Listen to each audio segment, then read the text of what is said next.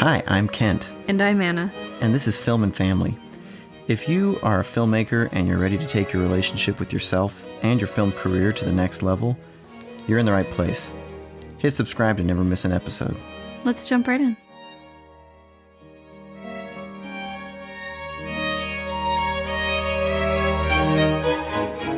Well, and something else. So there's this article by Dr. Victor Klein, who is a professor of psychology and has written a number of articles on this topic and worked with clients on these topics as well in his practice. And so he talks about how this works in your brain. What starts out as a spectator sport eventually fills your brain with a vast library of antisocial fantasies that have the potential of eventually being acted out, which can lead to, within a healthy marriage, infidelity and sexual addictions. And outside of a marriage, it can also lead to considering rape or aggression or even just a misunderstanding of what sex is all about.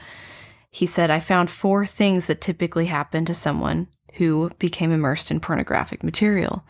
And it was first, in this sequence, they became addicted. So it is addictive. Exposing yourself to it enough, they would start to come back for more.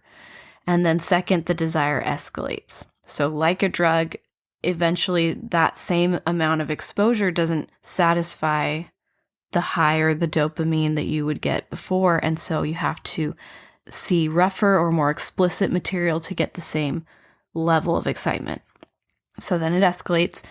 And third, they become desensitized to abnormality in behavior. So things that initially were viewed as offensive or startling or shocking, they eventually accepted.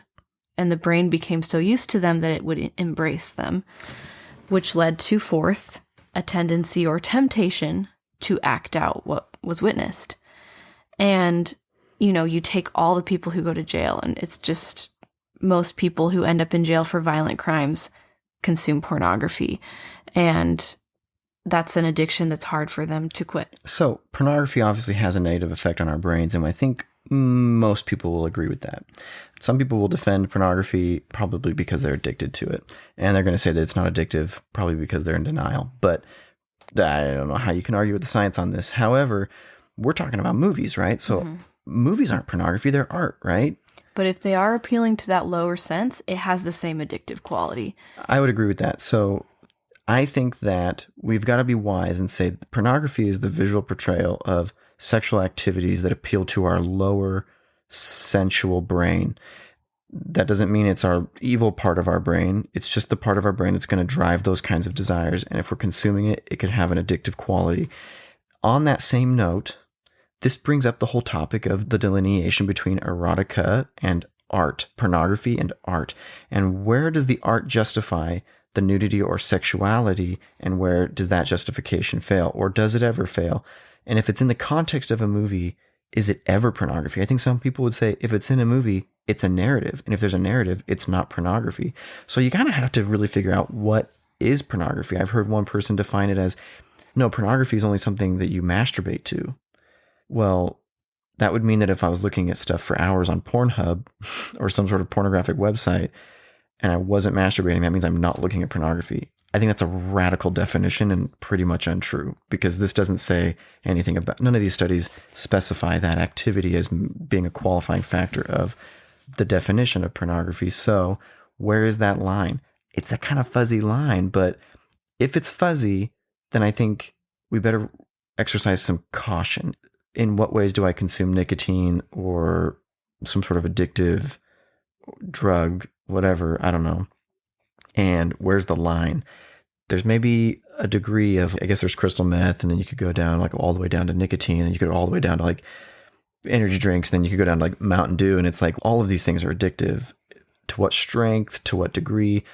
To what degree is it harmful? You could probably live a pretty high quality, wonderful life and still drink Mountain Dew every day. But is it good for you? Well, no, it's not good for you, but you could drink it every day and probably live a pretty good life. Well, you could easily say, like, it's not affecting me. Right. I don't think it is affecting me, but the Mountain Dew is affecting you. It is. It's not going to make you lose your soul, and you're not going to end up in jail because you drink too much Mountain Dew. Well, and I think a lot of us, unless you steal some from the store. I think that this is as common as sugar, but more addictive. And I think a lot of us are addicted to sugar and don't realize it. And if we start to try to cut it, we might experience withdrawals and realize how difficult it is, how common it is in every, I can't buy bread without it having sugar in it. It's in everything. So we are not advocating that you adopt our exact point of view. We haven't even shared our exact point of view. No, we haven't. But I think you can kind of pick up on it. Yeah, I mean, you can tell like kind of what we think there, but we're not advocating that you adopt any specific point of view on art and nudity and sexuality in film. But we are advocating a thoughtfulness that takes into account the potentiality of danger, right, in all of these sorts of portrayals, and being really wise when we think about what are we putting in the world, what are we putting in ourselves, and what are we doing for the cast and crew that we're working in if we're practitioners of any influence in this industry, which any practitioner has some degree of influence. And so let's be wise and make these decisions from a place of intelligence and not a place of just whim, whatever that decision is. Because I think some of us damn ourselves by saying, I'm just going to put my head in the sand and ignore all of it.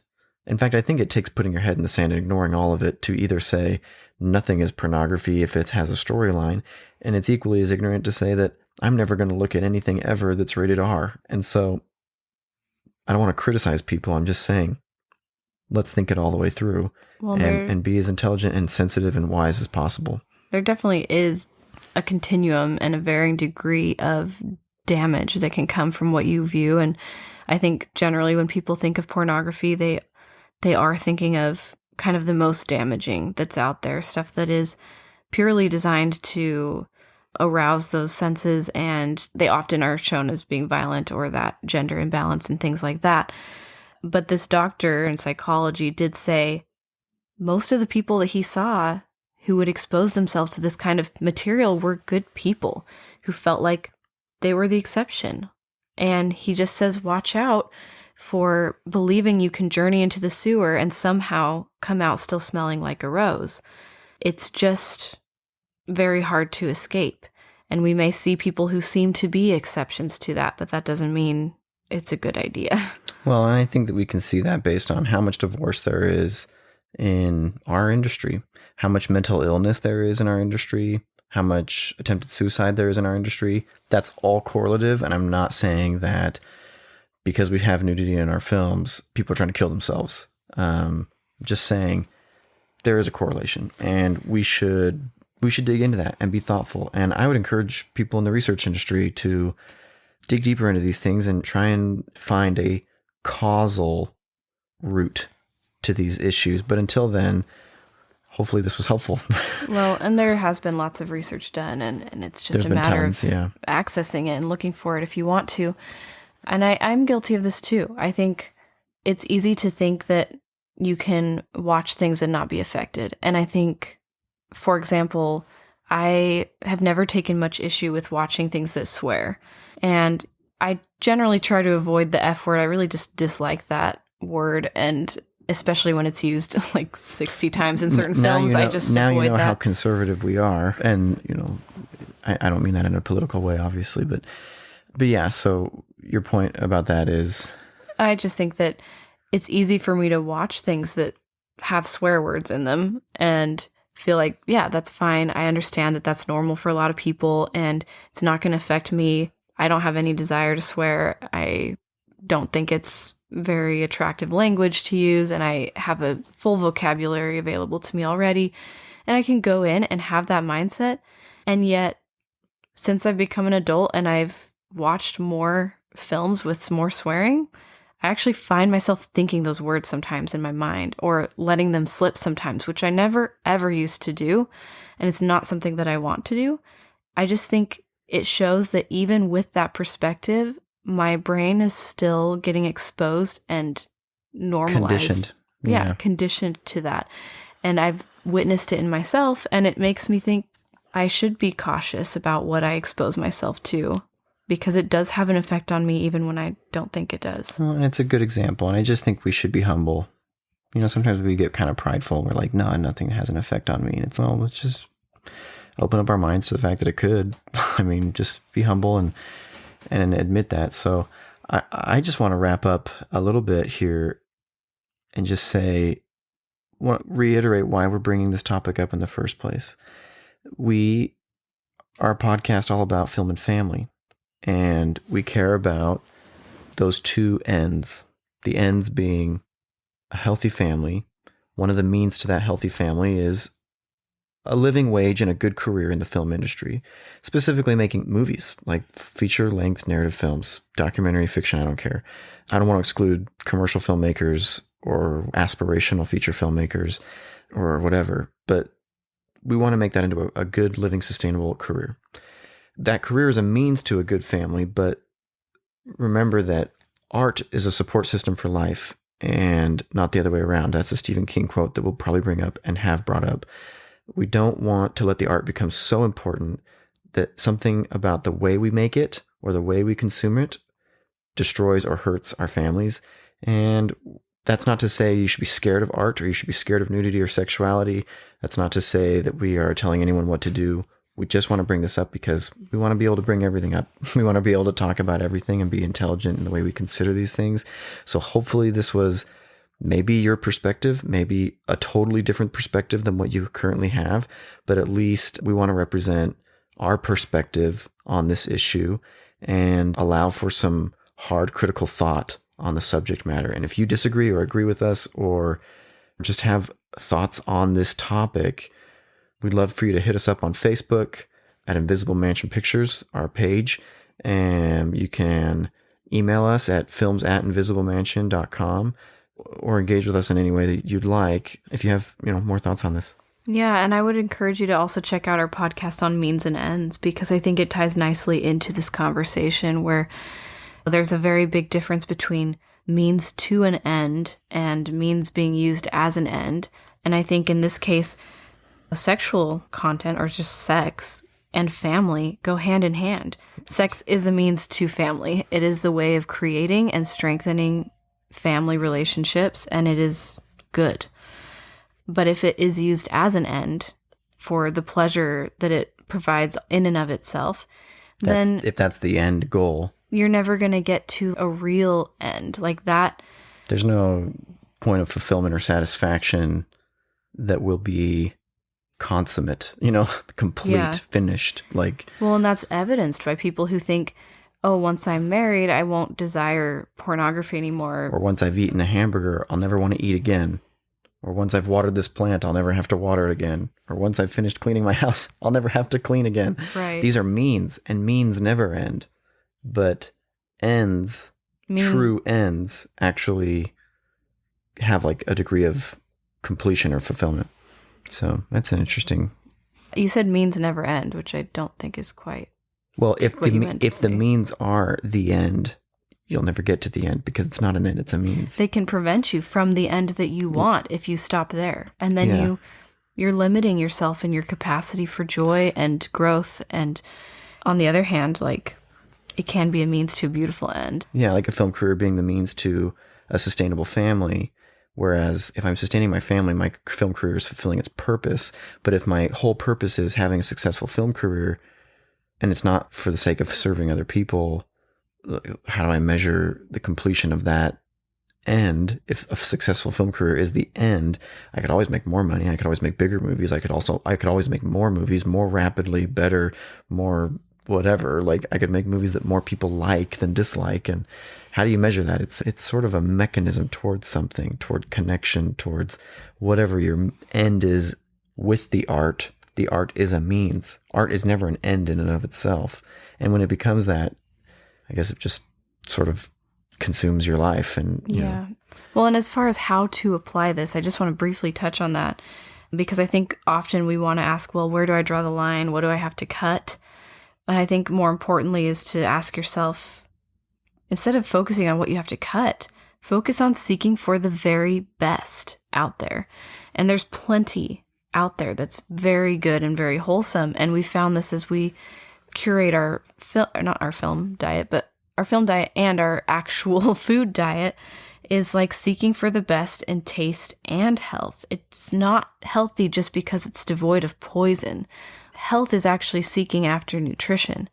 And so I think there's more to it than just what am I going to cut? But it's what am I going to spend my time feeding my mind with?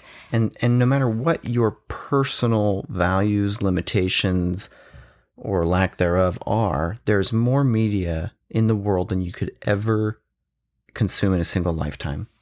Even films. There are more films in the world that meet your personal criteria or values than you'll ever have time to consume. So don't ever look at it as like I'm going to watch less movies now. It's like, no, just go find the greatest movies scarcity. that exist. I mean, we're vetting Criterion Collection, BFI, all the subscription services, our local library, and it's not like a ton of research, and it's not super hard to find. Like, you find one great filmmaker, and then you find that guy's inspirations or that lady's inspirations, and wham, you just open up this world of more movies, and we're never going to run out of movies. We're just not. We're never going to have time to watch all the good movies we want to watch. And I'd say 9 times out of 10, we watch really good movies that we like. And like, I'd say 4 or 5 times out of 10, we watch excellent movies. Yeah. And 1 or 2 times out of 10, which is still really common, we watch life-changing movies. I swear we watch a life-changing movie once or twice a month, where I watch a movie and I'm like, oh my gosh, that's one of the most amazing movies I've ever seen. I actually feel like those limitations have helped me focus on the best movies out there, whatever those limitations are. I just want to say that again. Like, I'm not advocating for very specific prescriptions here. So. Yeah. And same thing with like our health when we eat at home. We have delicious food. Like, I think we found some really yummy food that we eat. And yeah, it's not like there's since no I don't eat sugar, scarcity, I'm going to die of hunger. Like, but we have decided there's certain things, like we just don't cook with concentrated sugars at all. That doesn't limit us at all. I can still get fat by eating too many calories, and only be eating healthy things. But yeah. So I think it's good to just decide like what am I going to cut if I'm going to cut something, and then look for things that you like that don't have that, or substitute it out. Like when we're cooking, we'll often just take our favorite recipes and substitute out the sugar for a natural sweetener like honey. What does this have to do with film? Well, I think that the way this relates to film is like, first of all, I just want to say, if you are planning to do this, a great reference is IMDb. What I don't recommend is going by ratings alone, because I think ratings are just all over the board and not helpful at all. And they change over time. Yeah, so don't let other people make your viewing decisions for you. Yeah, that's just them deciding for you and being kind of lazy. But you can look on IMDb Parents Guide and see exactly what content there is as far as violence, swearing, it's and nudity. contextless, unfortunately. I've heard some people complain that it has spoilers. There's more to movies than spoilers, you guys. It usually tells you if it's a spoiler. It's not a big deal. Either way, there's more to movies than spoilers. We watch films because they're art, and if it's only about the narrative pizzazz, then you're just watching movies purely for entertainment. And if that's the only reason you're watching, then we do it every time we watch a film. It's never a problem. Get out of the business. Yeah. It's never been a problem for me. So it just helps to know, and then you can decide going into it. You're never surprised. You're never like, well, I wouldn't say never, but usually you're not surprised by anything. You just go in feeling comfortable, knowing what to expect. And if there's things you don't want, there are plenty of editing services. ClearPlay makes it very easy to take out content you don't want to see. And that's a whole argument in and of itself that some people have an issue with. These are services that you can use if you want them. If you don't like, they are available to you. I want you to know that. Yeah, if you don't care about Parents Guide and you don't care about editing, then I guess this part of that podcast isn't for you. But I do know there are people out there that want those options. And for Anna and I, we want to watch a lot of the canonical films. Occasionally we get around to saying, this is a film that's really relevant. Maybe we're working on a project that this film would be kind of irresponsible for us not to watch this because it's so related to the topic that we are, addressing in the film that we're making, that we're going to watch it. We're just going to edit out some things if we take issue with them. One of the best movies I've ever seen. We really like Anna Karenina by Joe Wright, 2012. It's a masterpiece. I think it's great. I wouldn't watch it without a filter because of my own personal values and the way I feel like they irresponsibly portrayed some of the sexual behavior in that film. That said, on the flip side, they do some really constructive stuff talking about some of those issues. Constructive in my opinion. Some people didn't like that movie. That's the case with any movie. But anyway, so hopefully you feel like this was empowering.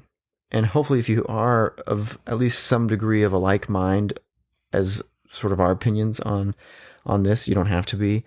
You don't feel alone, because I feel like we are those that have certain media values who want to make thoughtful, rich, artistic stuff, and they're not just trying to make like propagandistic films that espouse their own beliefs, but they actually want to make art that's challenging. sometimes I have felt alone in my opinions And I've in talked to lots of college people. or in the film industry circles, and most people don't agree with us. So I think there's more of us out there than we think. So I don't want us to feel alone. I think we should not be ashamed of the values we have or the feelings or beliefs that we have. They're just movies. Well, and it doesn't have to stop you from making stuff. Yeah. And from going to film school. And I definitely know people who were interested in that career path and chose not to, specifically because they thought, I can't be in that career without being exposed to these things, compromising my values, or as an actor, But it's not true. You can. sleeping around with people or acting out in ways I don't feel comfortable. But that's absolutely not true. And we just want to share that for us, we have certain values. This is how we keep them. It's not stopping us. And just if that's something you're also trying to do, there's some hopefully helpful resources for you to think about and use. Awesome. Let's wrap up this episode, and we appreciate you joining us for this likely 2-part episode, and just look forward to hearing from you about this topic if you like, and seeing you on the next podcast episode. Thanks for joining us today. If you like what you're learning on the podcast, the best way you can compliment us, as always, is by giving us a 5-star review. Yeah, or a referral.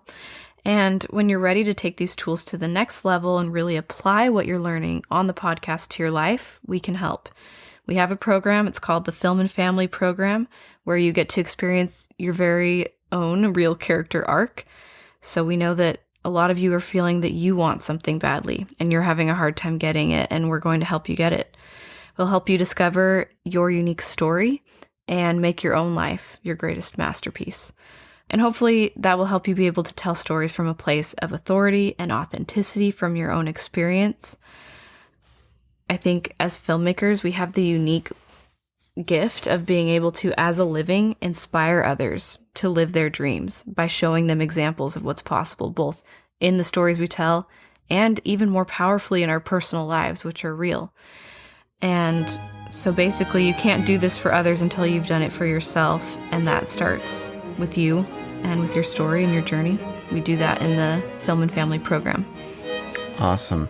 Click the link in the show notes to learn more, and check out some of the helpful links that we've included in the show notes to dig deeper on the topic that we talked about today. And thanks so much for joining us. We'll see you on the next episode. All right. Bye. Bye.